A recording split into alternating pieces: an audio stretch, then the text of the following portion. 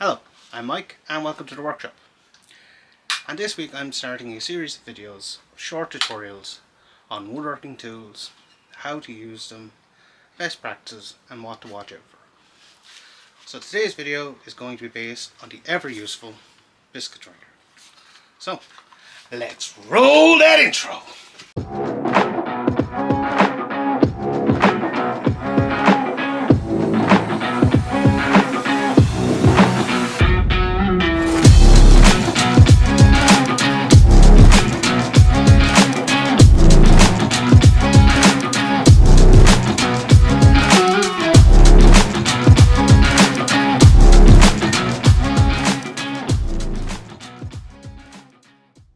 Now, for those of you who may not have seen it before, this is a biscuit.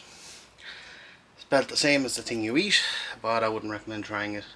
These are made of beech. So with the Biscuit Jointer, what it does is, you can see there, the blade pokes out. It cuts a half moon shape in both pieces that you're joining together. And then you can easily insert the biscuit with a bit of glue. Put them together and you have a joint. But let's have a look at the nuts and bolts. So let's take a couple of minutes here to look at the anatomy of the Biscuit Jointer. So most Biscuit Jointers you're going to find are going to consist of two basic parts. So you'll have your jointer itself, which will have a face plate that is generally adjustable to the angle. So if you're, let's say, doing a 45, you can put a biscuit in here. You set that angle, and also 90, which is going to be your sort of standard for what you're doing. Now you can put biscuits in like this, and often, and I'll show you an example where, let's say you're doing a shelf or something like that, you want to biscuit it, you'll be using this as your reference face. And there's a line here on the base which shows you the center of your blade, which will be where your biscuit is coming out. The second key piece then is this here, which is your depth stop, your angle plate. From the side here you'll be able to adjust your depth that you want your biscuit to be at. Normally you will set that to, for tin materials, half the thickness of the material, and if you're using a thicker material you're probably going to set it to about a third, so you can put one biscuit in, flip it over, put in another biscuit. On the side of your Biscuit Jointer, and this will vary jointer to jointer, you will have some sort of stop here that will dictate the size of biscuit you're using. So there are three basic sizes of biscuits that you will find going up in order of size. So you have your 0, your 10 and your 20. So if you see someone saying, oh, we're going to use a number 20 biscuit, you know it's this one here. Now which biscuit you need very much so depends upon the depth that you have available. If you're doing a miter on a tin material, you might need to use a 0 biscuit, but for normal joining panels together you're usually going to be using either your 10 or your 20, depending on how big the strips are. And that is adjusted by changing this depth stop here. Now not all of them will have this changing depth stop that I have, this rotating one, but they all will have some form of depth stop. And always do a test piece first in a piece of scrap to make sure that your blade here is not going to penetrate. On all Biscuit Jointers you're going to have a sight glass here on your face plate, and if I just take that off temporarily again, you will see there is a correlating line here. I'll mark it up with a pencil on the jointer itself. This is how you will align your biscuits in a horizontal plane. So I've marked up these example pieces by putting a line across both pieces, and I'm also going to put a mark to show my face. Because these are 18, I'll have my Biscuit Jointer set to 9, and I don't want to accidentally turn it up and have a misalignment. So to cut these then, very simply, we're going to introduce our Biscuit Jointer like that, so that the center point of that sight line lines up. And we'll cut through, cut through, cut through, and the same on these ones.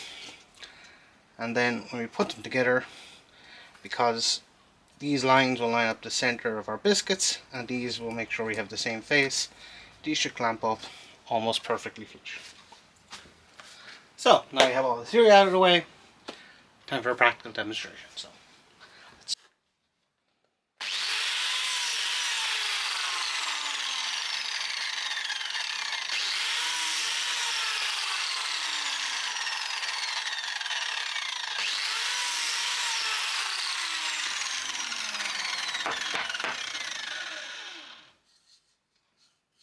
now all we need to do is insert our biscuits into those little half moon shapes we've created with a bit of glue, because the glue will help biscuits expand.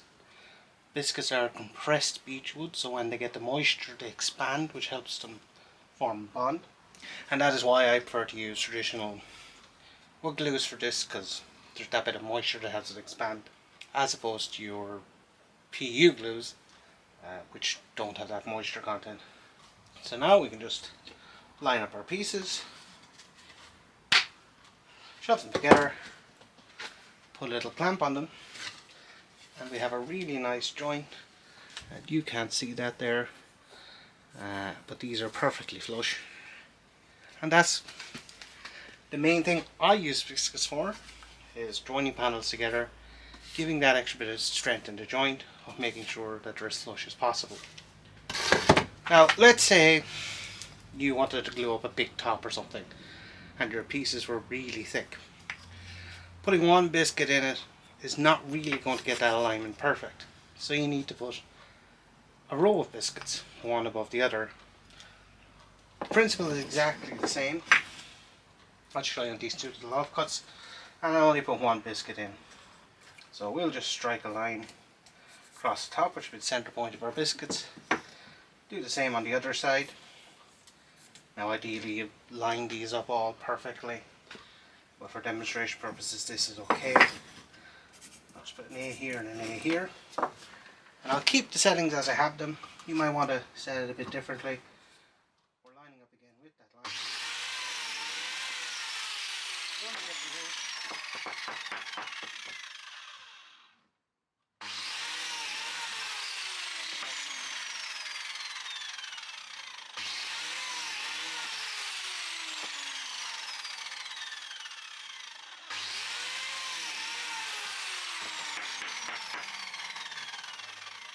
Now in solid wood sometimes you will get swarf in your biscuits, so make sure you, for your biscuit joint cutouts, make sure you get rid of it. I'll just use a pencil here.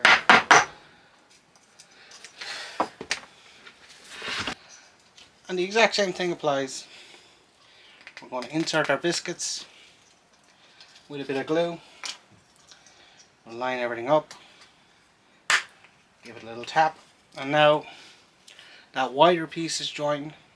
We have a biscuit here and a biscuit here, which adds strength to that joint, because if you only had one biscuit it might start to pull. We also have our perfect alignment.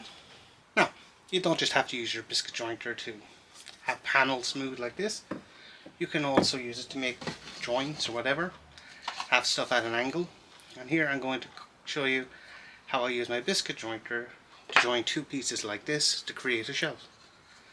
That's just by using a combination of both this guard here being on, or your depth stop being on, and it being off, using the line for the center of the blade. So what I've done here is I have biscuited this shelf the same way as I've showed you, and I have set it up so that the distance from the depth stop to the center of the blade is equal to the distance from the base of the biscuit jointer to the center of that blade. That allows me then to strike a line across where I want my shelf to be and transfer those lines that I used to cut the biscuits. Then very carefully I can use my biscuit jointer without the depth stop on it at a 90° to drill / cut those 3 biscuits that will line up perfectly with what I've cut in my shell. and then when I put in the biscuits, they should line up exactly how I want them, at 90 degrees and in the same length.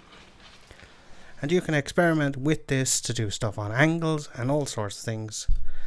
It adds greatly to the utility of the Biscuit Jointer as a tool in the workshop. So that is a pretty rough introduction to the Biscuit Jointer.